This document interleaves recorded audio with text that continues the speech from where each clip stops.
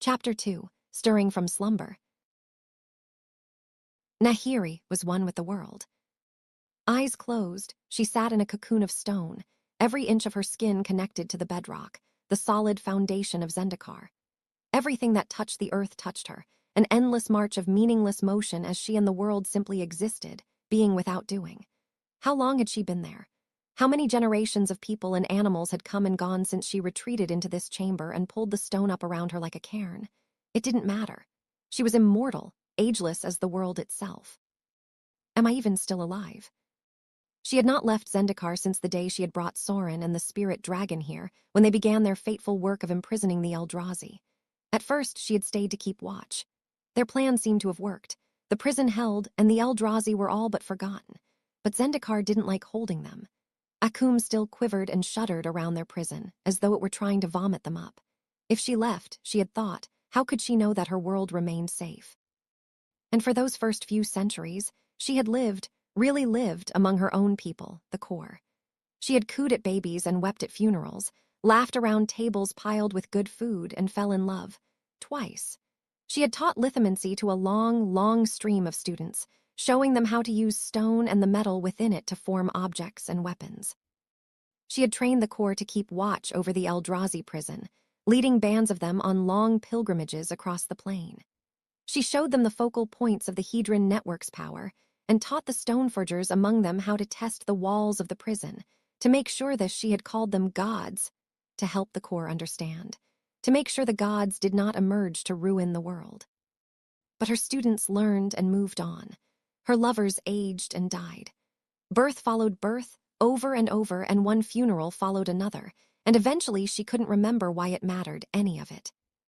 So she had made her way back here, to the chamber of the spirit dragon, the place she and Sorin had called the Eye of Uajin in a sort of shared joke. Her footsteps echoing in the vast stone hall, she had briefly considered trying to summon Sorin, the one person she knew who had existed longer than she had, who might understand the bleakness she was experiencing.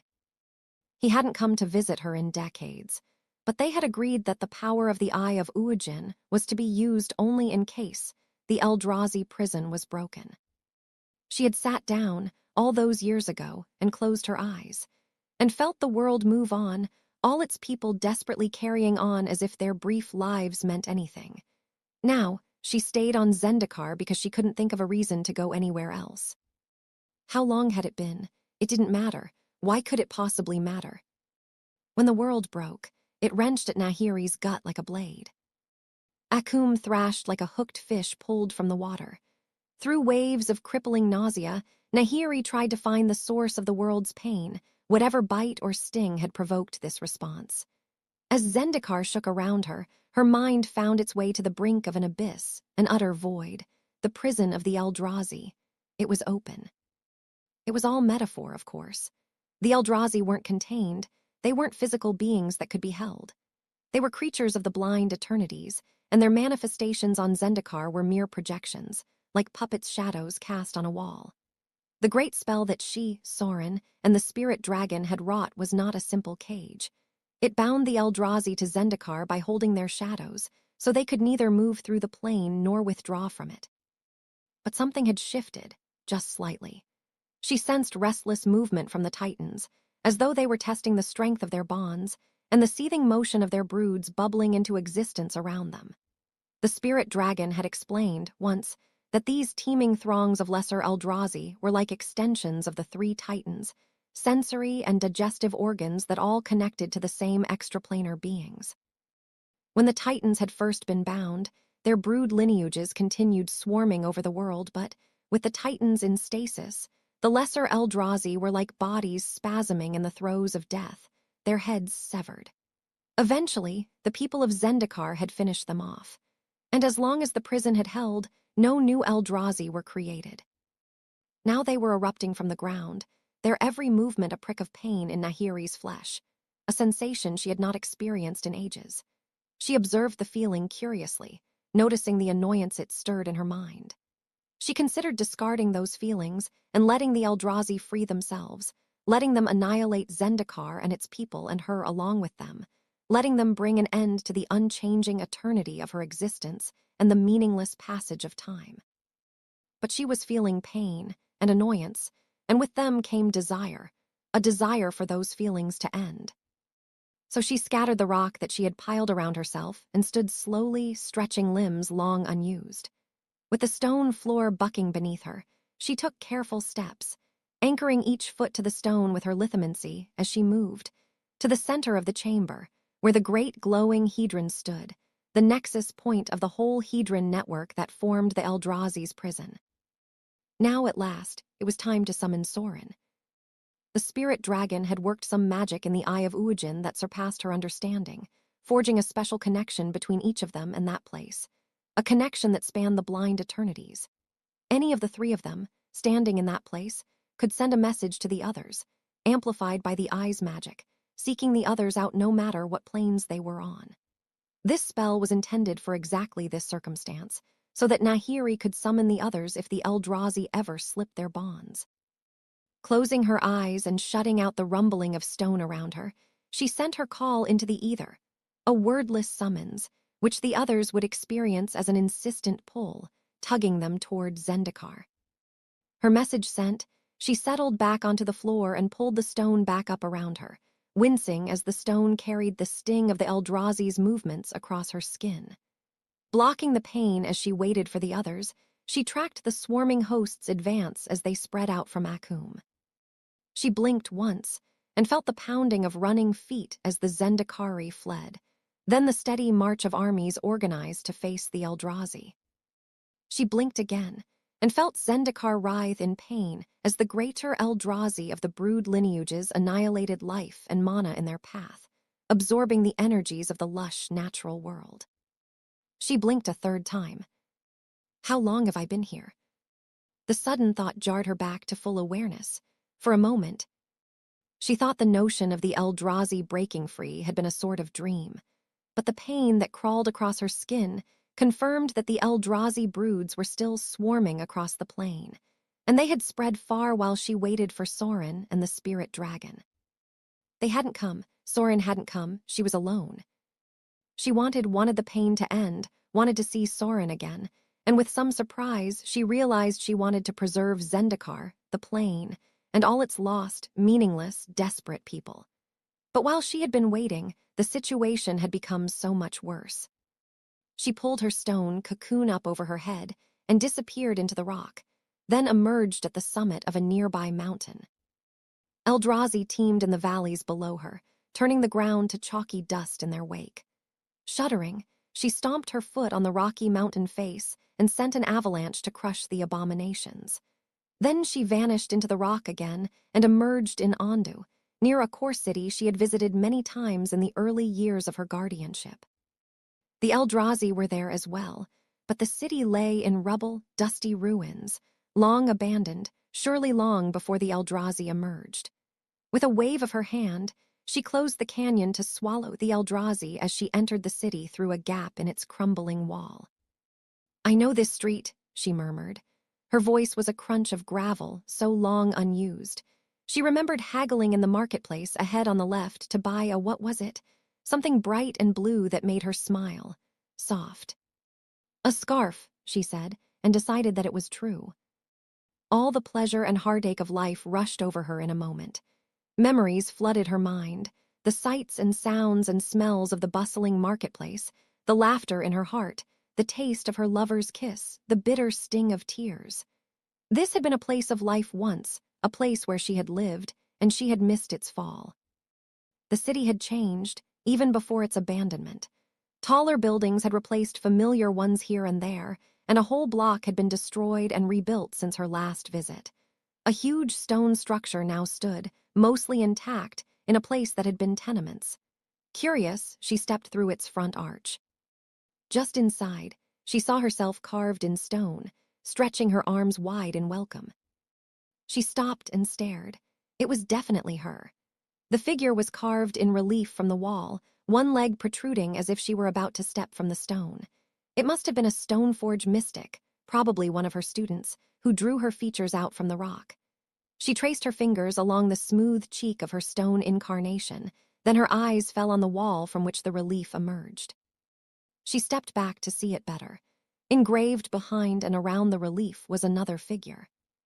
"Kozilek," she said. "What?" But it wasn't the Eldrazi Titan, at least not exactly. In its overall outline, the figure could have been Kozilek, but the features were those of a male core wearing a strange geometric crown that mimicked the bizarre obsidian plates that hovered over the Titan's alien form.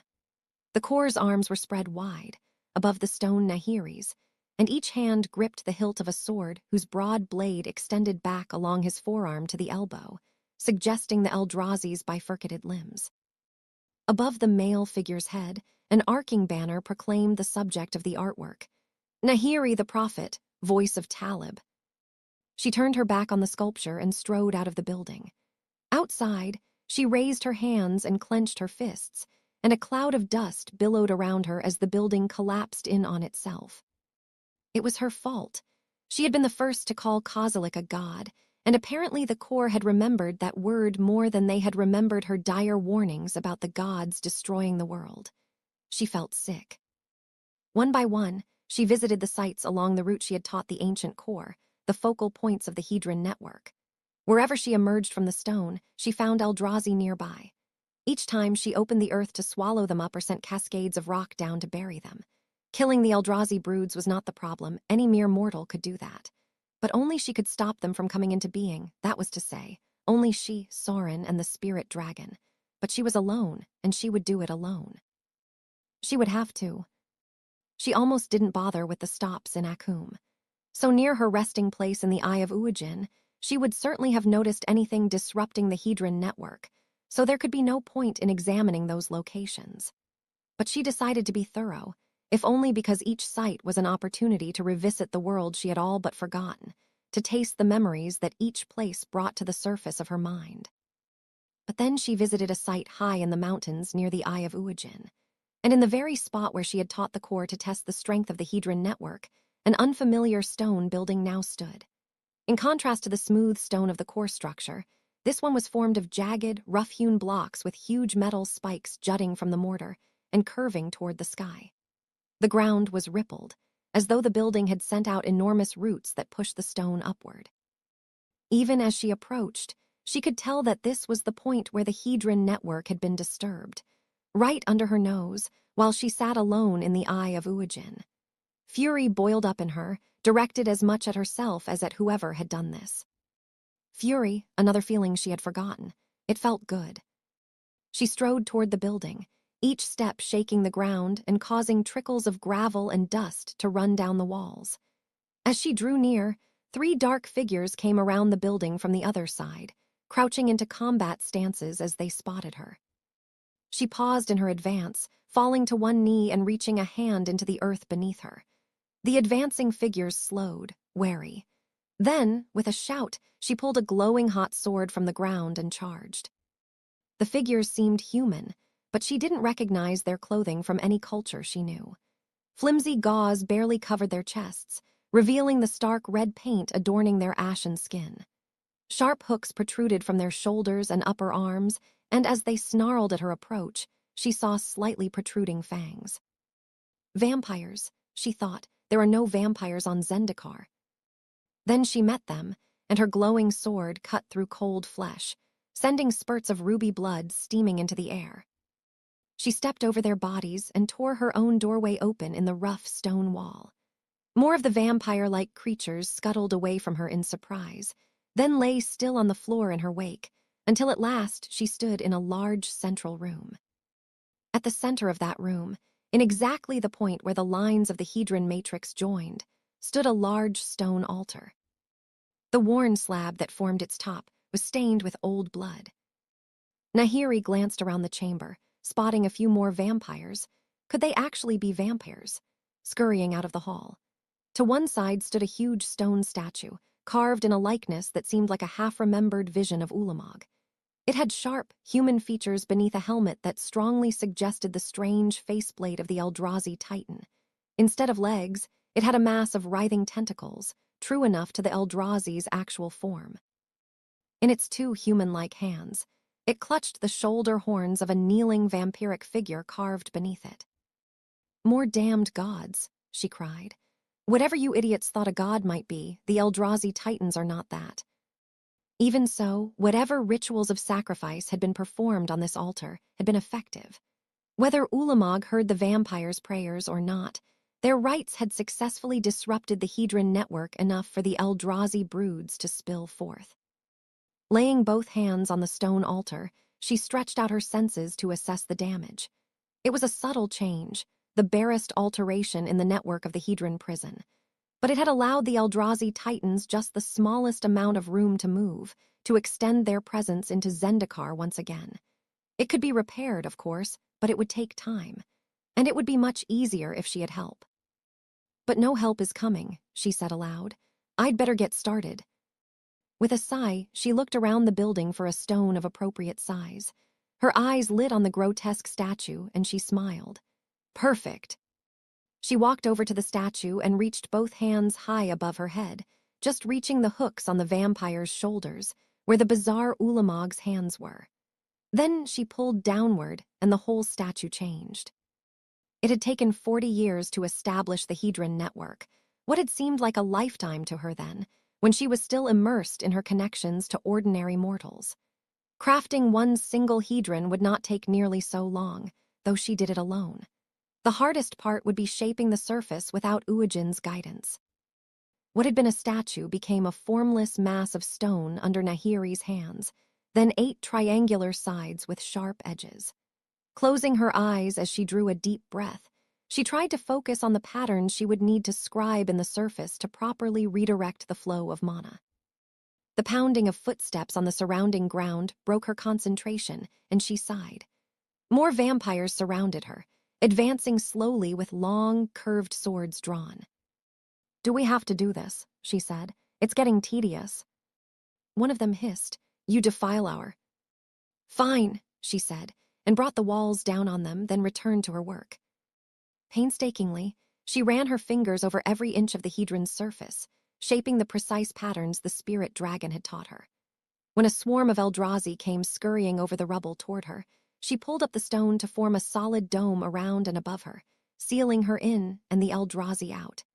When the Eldrazi's aura of corruption weakened the stone and made the dome start to crumble, she tumbled it down onto them and raised a new one. It seemed to take forever, which struck her as odd. She had no clear idea of how long she had sat in the Eye of Uajin, meditating as the sensations of the world washed over her. She had left her life behind and cocooned herself away in the rock. But now, with the Eldrazi teeming across her world again, she felt hurried. Partly, of course, she wanted to seal the Eldrazi prison before too many people lost their lives battling them. But partly, she realized, she wanted to finish this task so that she could get back to the business of living. Perhaps she had been cocooned long enough and she was ready to emerge into a new life, like a fully grown geopede. Perhaps the taste of bitter memory, of wistful longing, and especially of passionate rage, had awakened her from her centuries-long slumber and sparked her into a new wakefulness. In any event, she wanted to finish this so she could set out on her life's next step, whatever it might be. At last the Hedron was finished. Spreading her arms, she shattered the stone dome around her and took a deep breath of fresh air. How long was I in there? She wondered. She shrugged off the passing thought and raised her arms, lifting the Hedron stone high overhead in one smooth motion. A mere thought was all it took to turn it just so, to link up the broken lines of the Hedron network and repair the Eldrazi prison. She dropped to one knee and put her palms to the ground.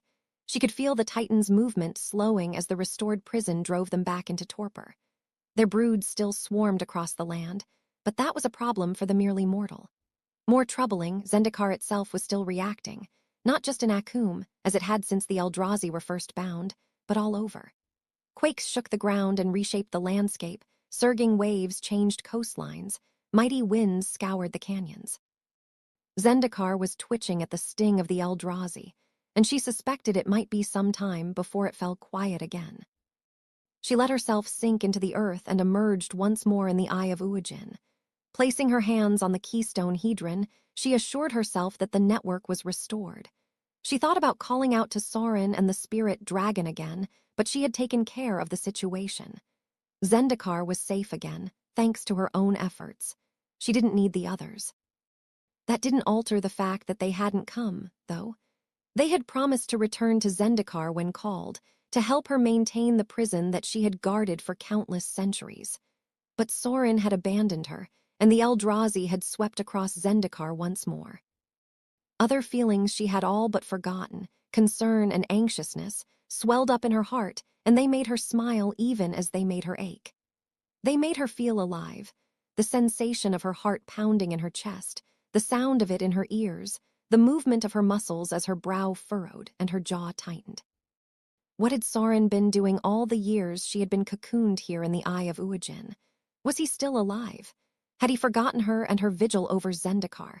Had he succumbed to the same apathy that had held her for so long? She would go and find him, wake him up if she needed to, remind him of her and Zendikar and the friendship they had once shared, remind him what it was to live, to feel, to care. She had saved Zendikar, and now she would save him. And then she would return and walk among her people again. She would teach and laugh and love again, and it would matter again. It would all matter. Nahiri laid a gentle hand on the wall of the chamber, and it melted away as she opened a pathway through the blind eternities. The walls of the chamber became bleak cliffs in a desolate mountain range. She took a deep breath of unfamiliar air and stepped into this other plane, eager to find her oldest friend.